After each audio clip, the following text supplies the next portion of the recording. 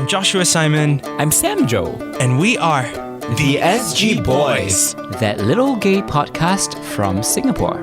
Subscribe and find us on Instagram at The SG Boys. Been a while since you and I sat across each other. But the truth is, there was a recording. Yeah, this is like deja vu, right?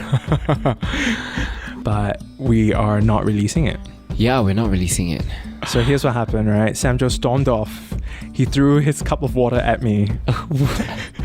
And he yelled, "This is why Kennedy left." And then I left. And I slammed the door. Yes. And then I came back because I forgot my phone. And then I left again. Very Sam Joe thing to do. Yeah.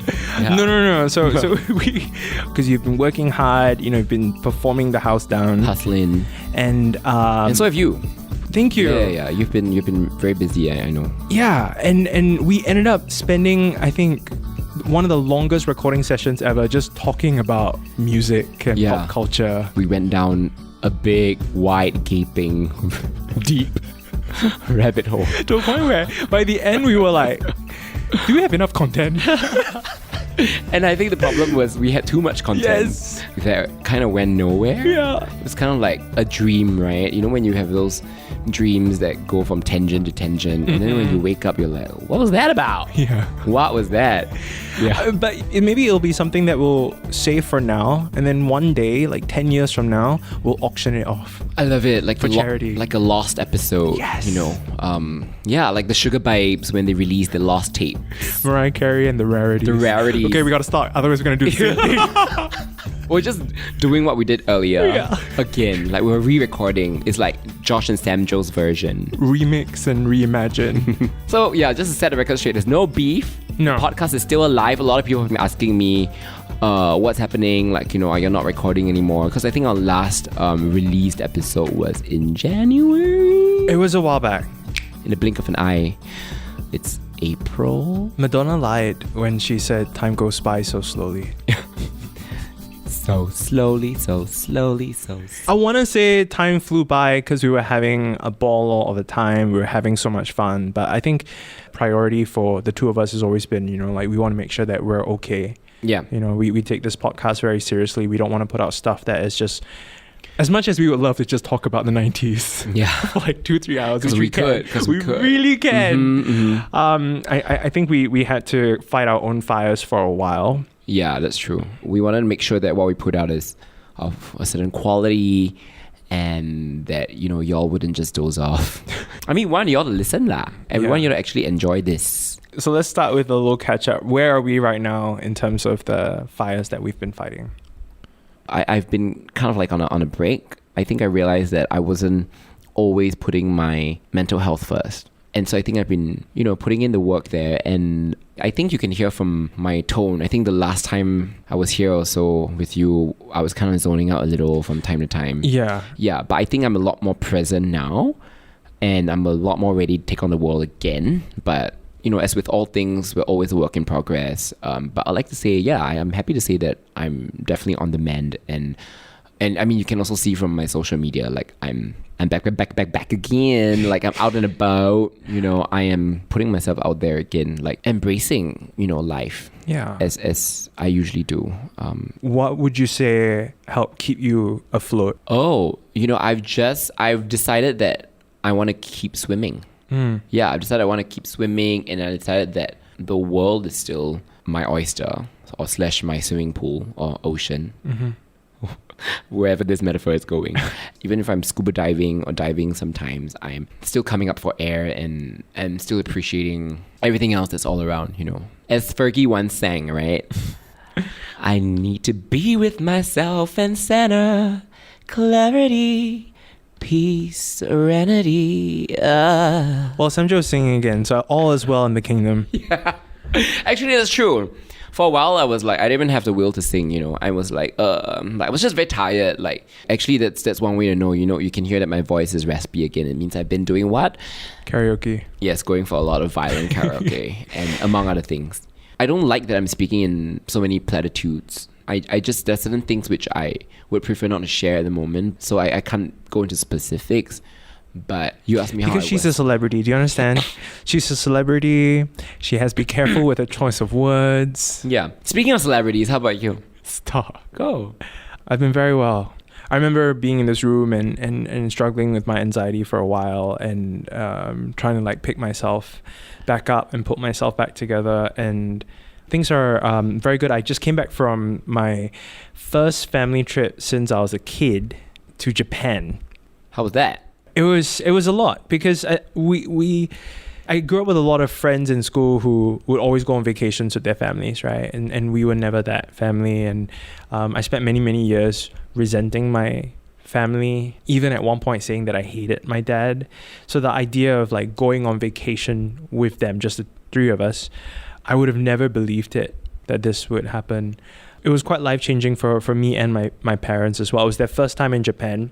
I got to introduce my favorite city to my parents, and also experience something new because I went to Kyoto for the first time.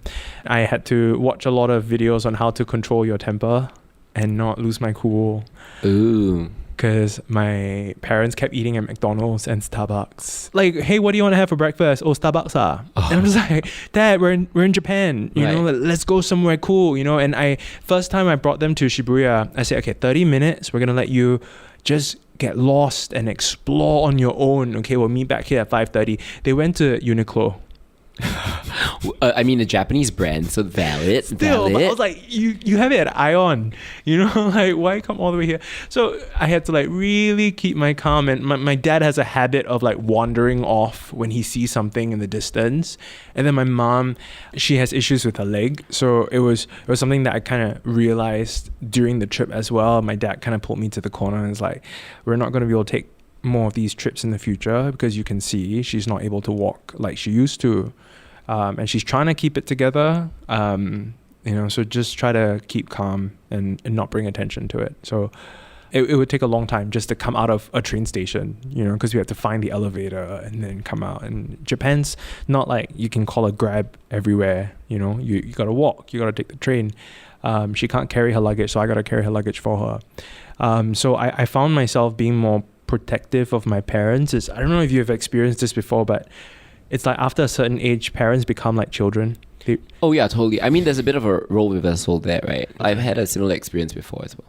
Yeah, they're like kids. Yeah. They like run around. They want to walk here and walk there. They don't tell you where they are going. Yeah. They're in a different phase of their lives. You know what I mean? So they are well-functioning adults at this point. Touch wood, thank you. And hopefully it stays that way, right? It's just that maybe that wasn't your idea of what your trip was going to turn out like. You didn't think that, oh, you'd be spending time at McDonald's or Starbucks or Uniqlo, right? Even though Japan's McDonald's has like special stuff. Everything is much better in Japan. Yeah. It's one of those like expectations versus reality, you know. So no, I mean it in a very endearing way. Like they have this sense of wonder about everything. They're not thinking too much about like, oh, we're supposed to stick together, otherwise we're going to lose one another. So I'm constantly like looking around, trying to make sure everyone stays together. I'm almost like protecting them as much as possible. We took a few taxis, even though taxis are very expensive in Japan. But I just knew that, okay, we needed to get to the hotel, you know, because they're tired and they need to eat at a certain time. My dad's diabetic, so everything has to be according to how their health, what they require, you know. So I learned a lot from that trip. It was also very painful to realize that, I'm not sure if I can get this again. Right. And it's not something where we can like plan to go like next year again, you know, because I don't know how my mom's health is going to be like as well. I remember there was this moment we were like walking in Kyoto and I was trying to like, okay, I have to like embrace this moment because like time is slipping away. The days are coming to an end. We're going to fly back to Singapore soon, like try to embrace. And I didn't know how. I was like, it's not like a physical thing. You can just grab time and just like hug it and be like, okay, stay like this for a while. I'm very happy to say at least that there were no blow-ups. No one got angry at one another.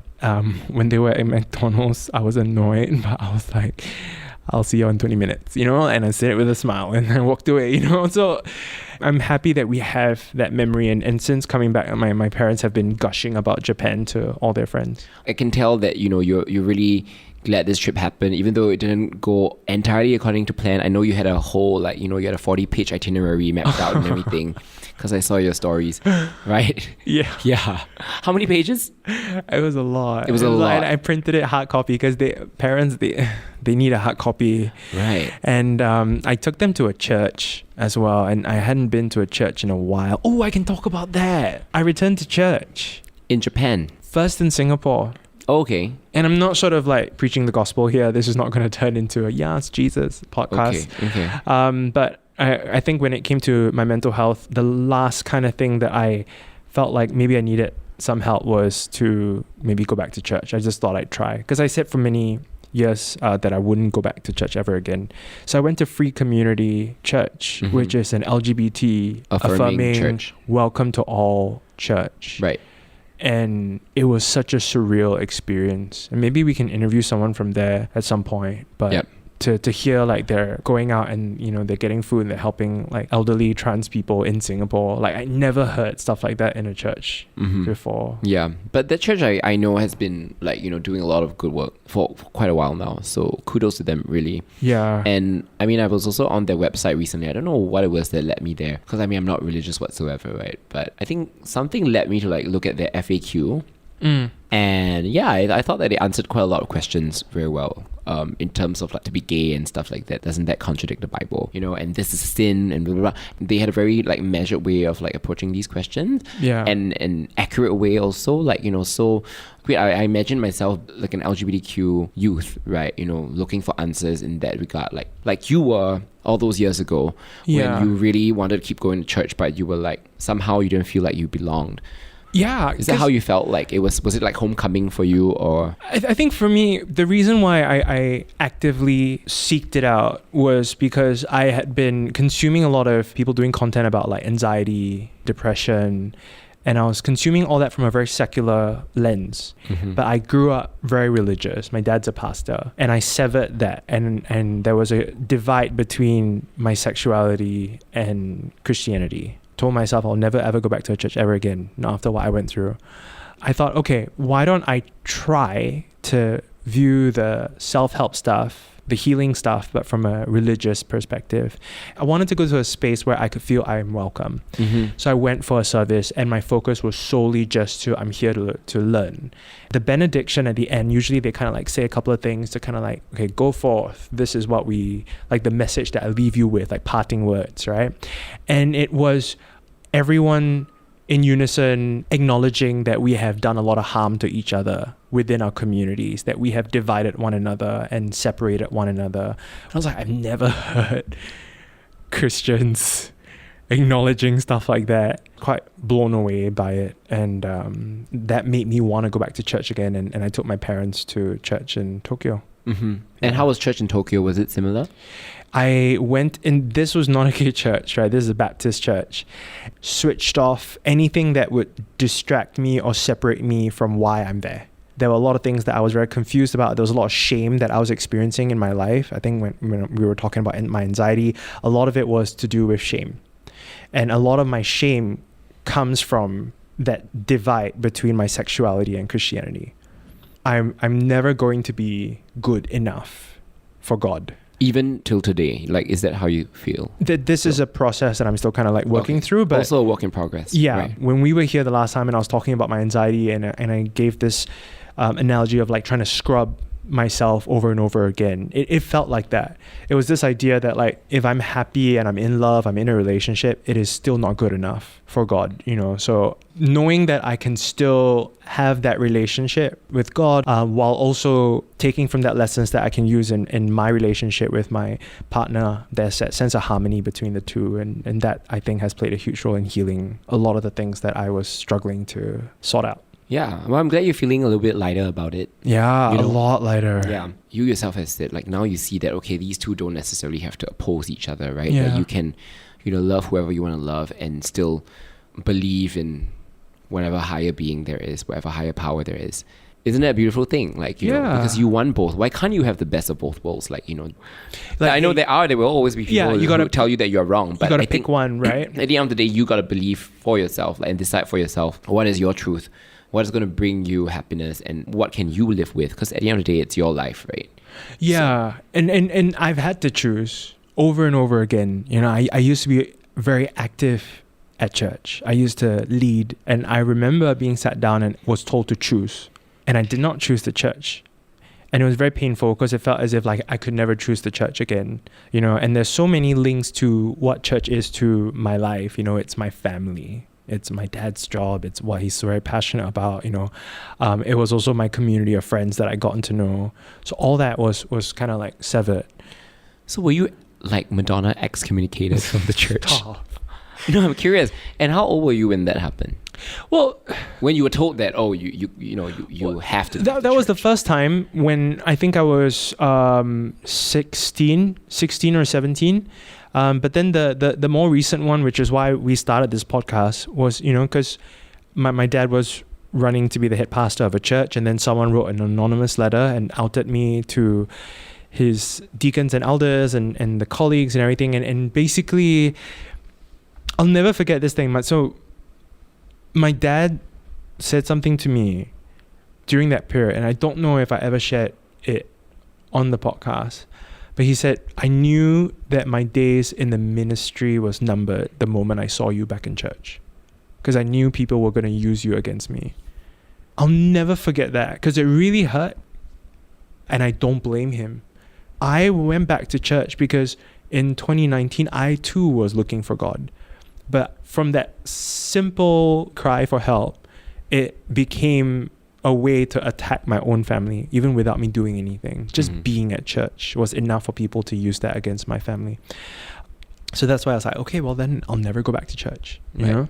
So it's kind of like, just as you were healing from what happened to you when you were 16, 17, you know, even as recently as a few years ago, I mean, you were probably on some sort of a healing journey already then, but even as recently as when we started this podcast, it came back in a different way and form. But it's the same thing telling you like, oh, you do not belong, and by extension, not just you, but now you were made to feel like you were holding your dad back by just being yourself. That's terrible. That's a terrible way for anyone to feel, like, you know. And it's not like you were doing anything wrong. From their perspective, it's not that way. From their perspective, I'm the prodigal son. I've gone astray, but that is not true. And this was something that I had to pray about.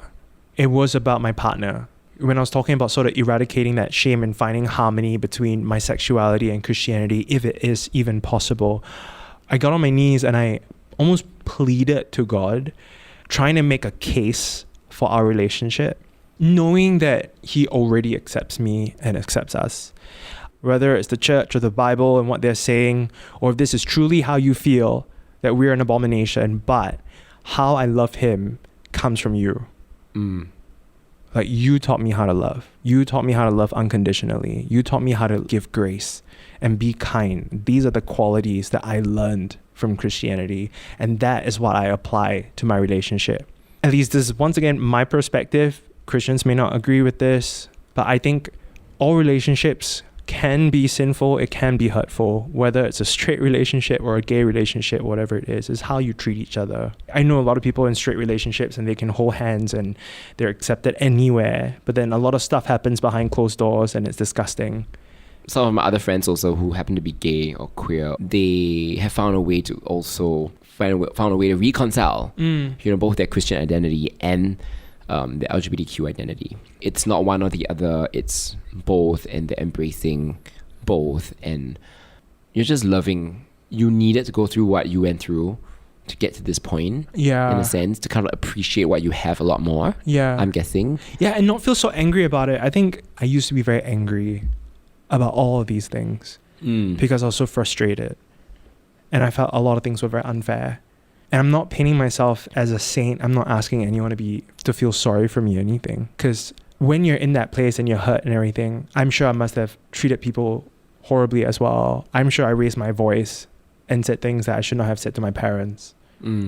That further severed my relationship with them. But I've stopped trying to be so angry, and I've stopped confusing yelling about things as a way to be heard.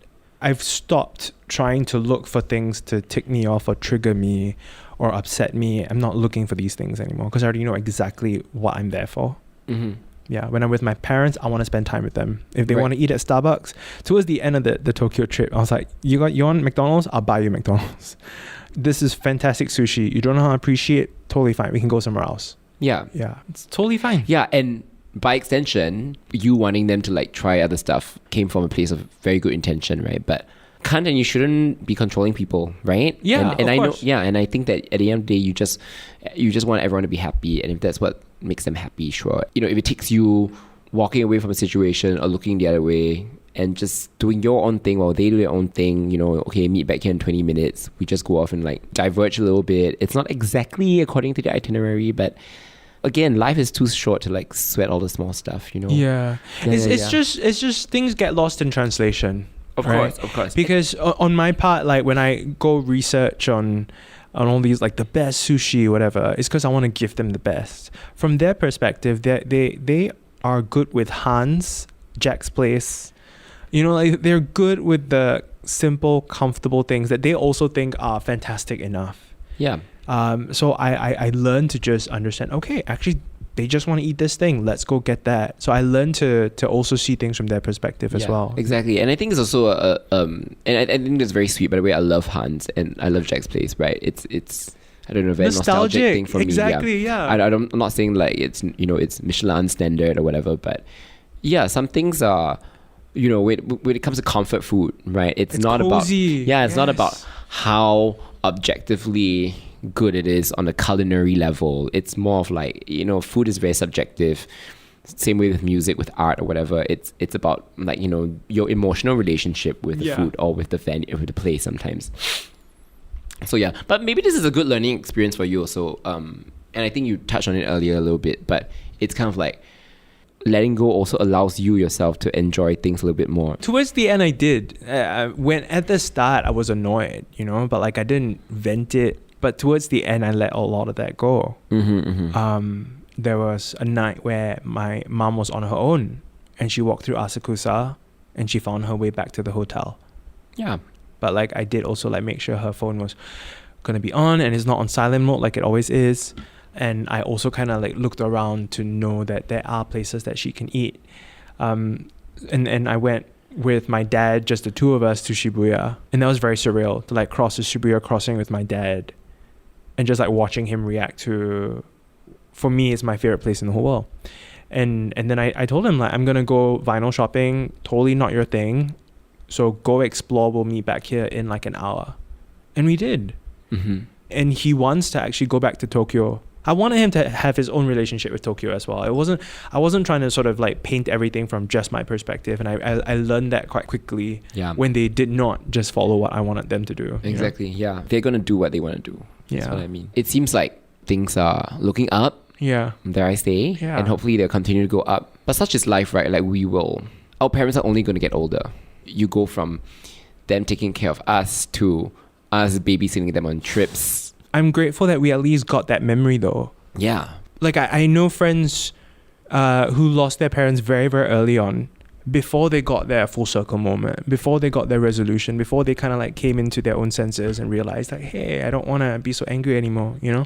So like that's something that I'm very, very grateful of.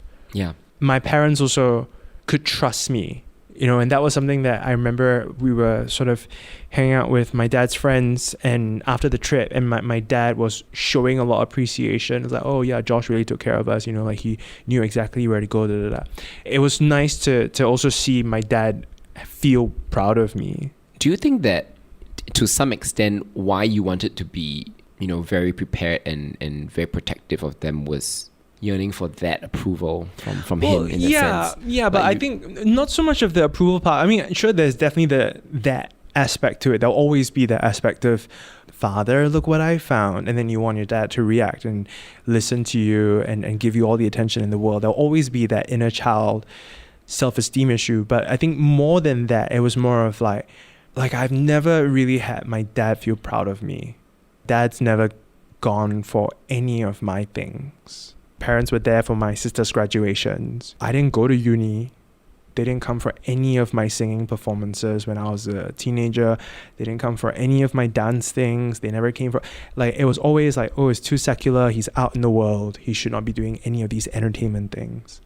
I've not had that. So to have that come in the form of, I'm proud of you because you're taking care of us, that felt very nice. I'm a grown adult. I know how to get around. If you just follow me, I will get us there. Where for so much of my life, it was not like that. It was that if we follow Josh, we're going down the path of destruction, and we ought to pray for him. Yep. So on this trip, they were completely helpless. Could not speak Japanese, didn't know where to eat, didn't know where they were, didn't know how to take train, could not rely on the things that they know. So they had to just completely let go. They did. And I didn't shove it in their face. I just said, follow me, I'll get us there. And we did. We got there. And I was quietly very proud of myself. And then my dad was proud of me as well. So that was very nice. I'm sensing that you really needed that trip. Oh, yeah. More than I thought I... Yeah. It was just like, oh, we haven't had this since we were, since you were a kid. But I am going to go back to Tokyo. What do you mean? Like in a couple of months' time. Oh, okay. What's happening? Have you ever like taken a vacation because you need a vacation after the vacation? No. I've booked back-to-back trips. You kind of did pick up on that. Like I was also very hard on myself throughout the whole trip, and I was stressed out, and I didn't allow myself to go to Akihabara, which I love, or Shimokitazawa, which is like a thrift shop town, because I knew there was nothing really there for my parents. So I thought like, okay, well, there's no point us going there. I went straight into tour guide mode. I'm either going there or London with my partner. It's our first trip together overseas. Okay. There or London. That's two very different Because he wants to go to London. parts of the world. Okay. And you don't want... I do. Okay. But it's very You expensive. gotta fight it out. Love don't cost a thing. Well, people who say that are rich. I've listed down all the potential places we might go for our first trip together, and also the average daily temperature as well.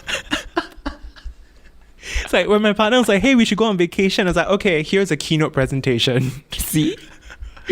Again, some people are just like that. We all have that friend or relative who, does up a whole Excel sheet when Yeah. all you asked for was just a summary. That is me. You do. Yeah, exactly. I know. I can tell. But it's for the I sake can of tell. everyone. Yeah, I just didn't want... When I travel in a group, I am so not like that, okay? And this is wild because you're also Gemini. Yeah. There must be something else in your big three that's making you... I noticed that a lot of Virgos do this. Like just 9 out of 10 Virgos that I know, they all do Excel sheet, man. Why you gotta bring my stars into this? It's about... What are your big three again? Gemini, Aquarius, Scorpio. That's... okay, so, I'm not well versed enough. We're gonna have to get an astrologer back on. Astrology. Astrology. Ren. Maybe it's time we bring back one of our former guests for like a reprise. Yeah, or if you are a self-proclaimed astrologer. Actually, Jensen, whom we had on for the sex episode. Yeah. Let's talk about sex episode. Doesn't he live in London? Good. He lives in London. So if you do go there with your boyfriend, and he's very, very good at like these things. He's given me so many tarot card readings. And I found them to be quite accurate. Yeah, it's kind of scary actually.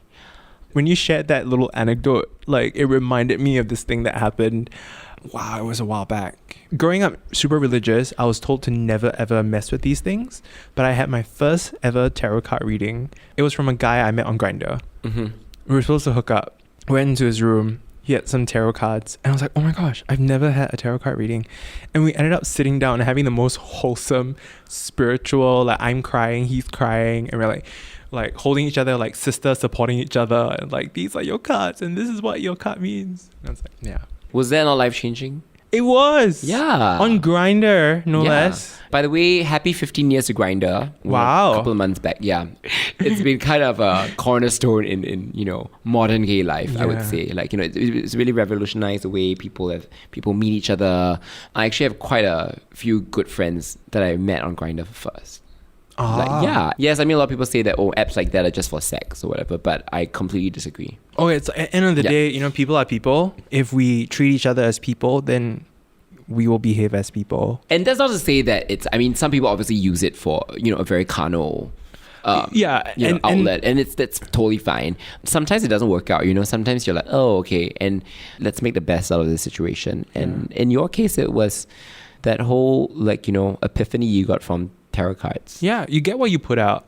Yeah. End of the day, right? So if you look for that, then you'll find it. But I remember having some incredibly wholesome conversations with people on Grindr that would first talk to me a certain way and then be like, hey, you know, I really like if you could just be yourself, you know, and then they like snap back to being themselves and not doing the Grindr conduct.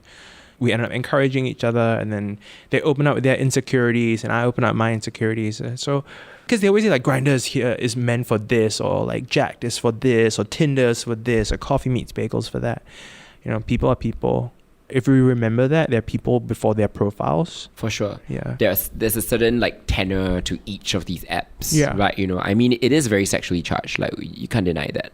And just in the language, like, you know, with a lot of people, I mean, even when you log on and you see like, you know, it's mostly just like bodies, right? Yeah. Or some people don't even say hello, right? You know, it's, as they say, different strokes, different folks. Yeah. Or different folks, different strokes. Either way. We don't judge. Do you want the folks first or the strokes first? We don't judge. We don't judge. Yeah. Of course not. In fact, we stroke along. We have when you're stroking mama, mama stroking you. I don't know where that came from. A place of talent? It came from God. It's God's gift.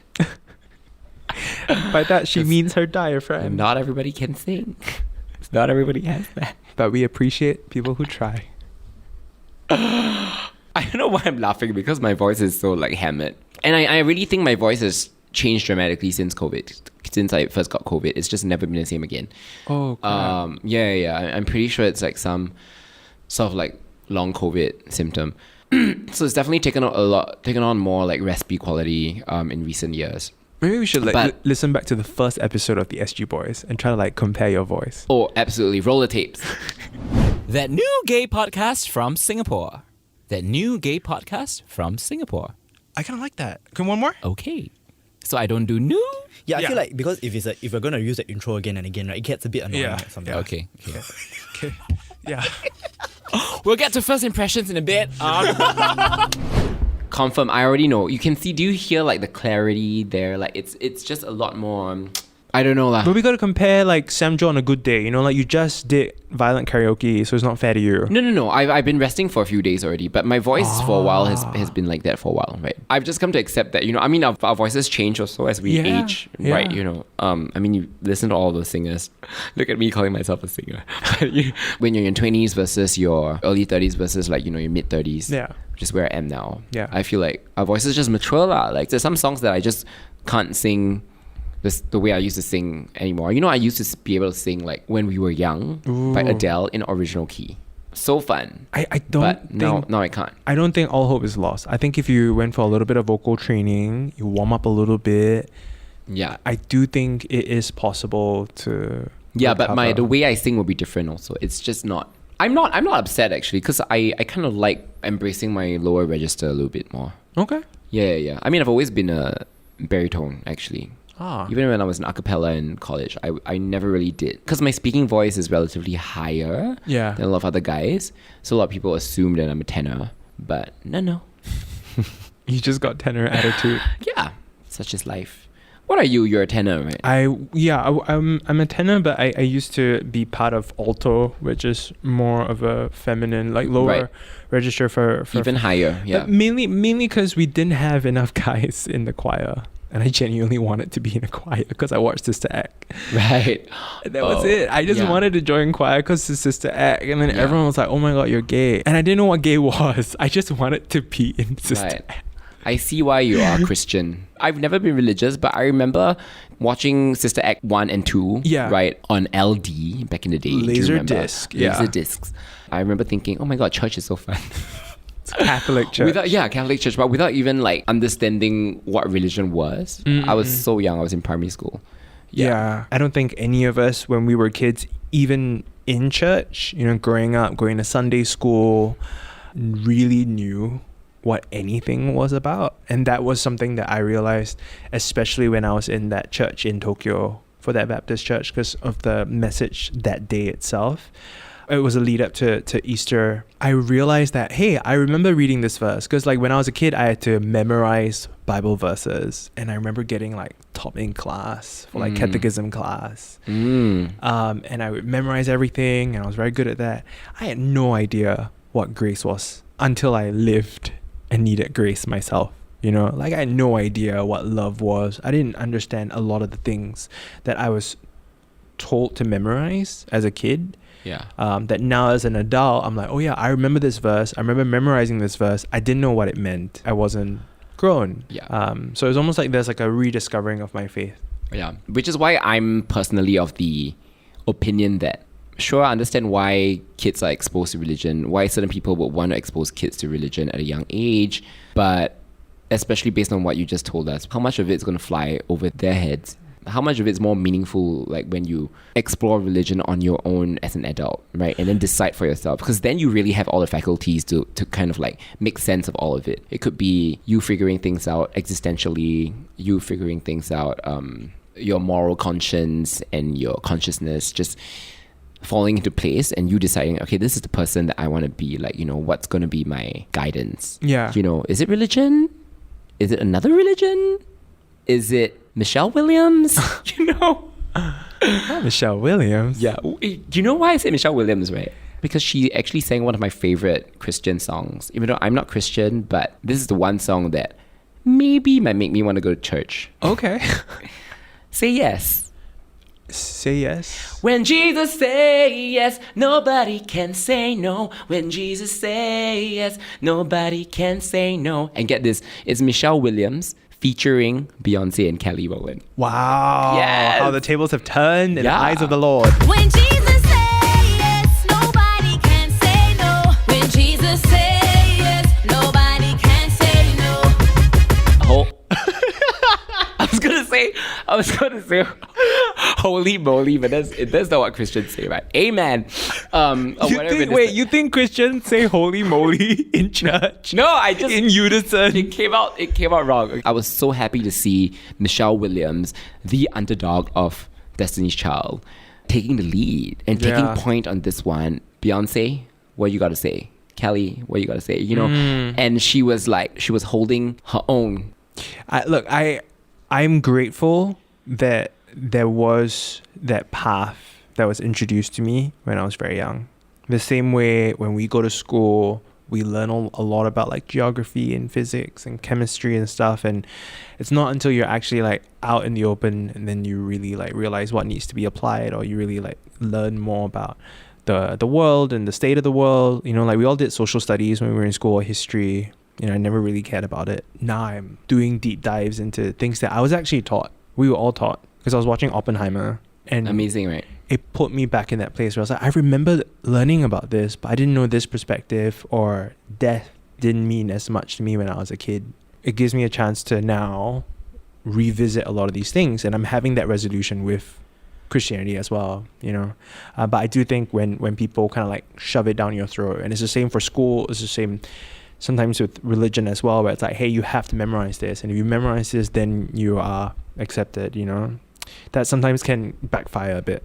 Yeah, it's just trickier when it comes to religion, just because there's that added, like, you know, moral compass that a lot of people, you know, sometimes interpret in a very misguided way, and by extension also impose on others.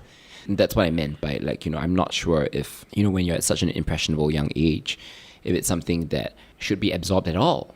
I don't know. I mean, that's just my opinion. You know, tell me what you think. Only from my perspective and my journey, I'm grateful that that was there, but grateful as well that I managed to like feel like I can also revisit it and have my own mature new look at a lot of these things. I'm guessing like your religion also informed a lot of your music early on. I mean, Sister Act is one of them. Do you have a very formative memory of how, you know, that kind of got you interested in music? Because so much about you, you know, lives and breathes music, right? We were cautioned about Sister Act. Oh, really? Because it's not Protestant, it's not Christian, it's Catholic. Right. And it's also mixing secular music, what we call secular music and the church together, hip-hopifying it, making it cool, which was very, at least for the denomination that I grew up with, it was definitely not that. Like, we couldn't even have an electric guitar in the church, you know, and it's not even an acoustic guitar, it's a classical guitar. So like, we were very, very strict. No Harry Potter, no Pokemon, everything's of the devil. We could watch Sister Act 2. I never watched Sister Act 1, which is a much better film, until in my teenage years. One had them going to Vegas. They had like gun shootouts at the start. Oh yeah, there was a whole crime scene at the start. Yeah. Because it showed how she was a showgirl first before she put on the habit. Exactly, whereas Sister Act 2 starts in school. You know, it's like, it's very, very like people singing together, forming a choir. So it's a lot more wholesome content for the family. But the music that I listened to was a lot of chamber music. So it was a lot of organ, Charlotte Church. Oh my if you goodness. remember Charlotte Church. Yeah, Charlotte Church, who started off so pure and angelic and like wholesome, and then do you remember she had this whole like conversion to pop and secular music? That's the unfortunate thing, because a lot of them feel like they have to fit that mold at the start, and then that leads to them completely breaking out. And then Gave us a great gem though. Honestly, her singing versus when she eventually like found her own. What was that song? Was it like Crazy Chick or something? I don't know. You driving me to insanity. All the things you do. And then eventually she hosted her own talk show, and she got all these musical guests on. Really? And one of my favorite videos that I used to loop all the time was when Amy Winehouse went on her show. She was like super drunk. And they sang together, they sang Michael Jackson's Beat It. Really? And it was like, beat it, beat it. And Charlotte was just like beating it, and she was really nailing it. Like, you know, she was giving her powerhouse vocals. Poor Amy was like, you know, she was slurring her lines away. No. Yeah, and it was, I think, sadly, you know, the beginning of the end for her. But Like, I've not said the name Charlotte Church in decades. But yeah, it was a lot of chamber music, not a lot of pop music. so then how did you make your Charlotte Church equivalent of a pivot from church to secular music? Because I guess similar to Charlotte Church, I also broke free. Oh. Yeah, because there was a lot of things that I was not exposed to, a lot of things that I was told no to. Right. And when I discovered all the other sounds, the other genres, the other ways of creating music, where music does not have to just be with an organ or a piano, it doesn't have to be all praise and worship. That was when I completely lost my mind. The first time I saw the Spice Girls on TV, I was blown away because they looked so badass. But yeah, I became very curious, and I wanted to know everything that I was not exposed to. And that's how I became such a big pop culture nerd and memorized everything, was because I was like, oh, I was memorizing all these things at church. And I was told I cannot consume anything else. And then now there's this whole other world that I was not exposed to. So I'm going to apply that same methodology. So I'm going to memorize everything the same way I used to memorize Bible verses. So like pull CDs out. I won't be able to afford to buy it, and my parents wouldn't buy it for me, but I would just memorize. Like, this is how it looks. Her name is Janet Jackson. Right. And slowly but surely you kind of like piece together this little secular world of music. Which also led to that rift between my parents and I, because it was like, oh, he's been rebelling like that since he was a kid, and now he's doing entertainment, now he's going into radio, now he's performing, and he wants us to go. We're not going to go because we don't approve, you know. Right. So it was years and years and years of rebelling and not doing the thing that they want me to do, you know. And they would always be like, oh, we're praying for you, you know. It's like, I'm fine, actually. This whole Tokyo trip was like full circle for me. I guess there will always be people telling you when you're a kid, or at any point in your life really, even when you're grown as an adult, that, oh, you shouldn't be doing this, you shouldn't be listening to that, you shouldn't be checking out Charlotte Church because she became a crazy chick. I'm not being derogatory, guys. I'm like referencing her single from her album Tissues and Issues. You say it like Kennedy. Kennedy says that. Tissues and Issues. Yeah, it's an homage to our dear Michelle Williams. How did Michelle come back in the conversation? I just try to bring it back to Michelle. Kennedy is our Michelle Williams. That's He does not agree to that. I can tell you right now. who does he think he is then? Do we really have to guess? He's definitely not Beyonce. I would gladly be Michelle. Oh, I was gonna say like I'm Michelle. You're not Michelle. I think you're Beyonce lah. You're like I'm not Beyonce. You're like the ringleader, like, you know, like this entire podcast is. I would say you're more Beyonce than I am. No, you're the ringleader. This was your idea. Wait, but we agreed that there is no hierarchy anymore. Oh yeah, for sure. It is not a Beyonce followed by Kelly followed by Michelle shit anymore. From now on, everyone's Michelle. Beyonce's I didn't sign up for that shit. Actually, honestly, right? Do you want to be Beyonce now? I think it's super stressful to be her now. Okay, I mean, it's great to have all the money, but I don't know. I think I'm good being Michelle, actually. I'm good being Josh. But then again, I've never been like a super ambitious person, so. Would you happy. ever trade places with anyone else? I mean, now that you brought that up, like, because I just said I'd rather be Josh, right? And it doesn't come from like a prideful place. We're jogging my memory, going back to when I was a kid, and I wanted to be anything but Josh. Wow. Like, I didn't want to be Josh. With my parents, with church, even on Grindr, I didn't want to be me. I didn't. And I really, really am very okay with being Josh. I really like being Josh. If you could switch, would you? I think just for the fun of it, yes. I'm definitely content with where I am now. There are obviously a lot of areas where, life can get better. And like I said, I'm also a work in progress, right? So I acknowledge that I'm not perfect and everything. But no, I love being myself. I mean, it wouldn't hurt to have Beyonce's money. See, I was going to say I would switch bank accounts. Yeah. I mean, she could just even let's never talk about switching. She could just give me 1%. 1% of a bank account. I would have no complaints. I'll buy all her albums. I'm Joshua Simon. I'm Sam Joe. And we are the SG Boys. That little gay podcast from Singapore.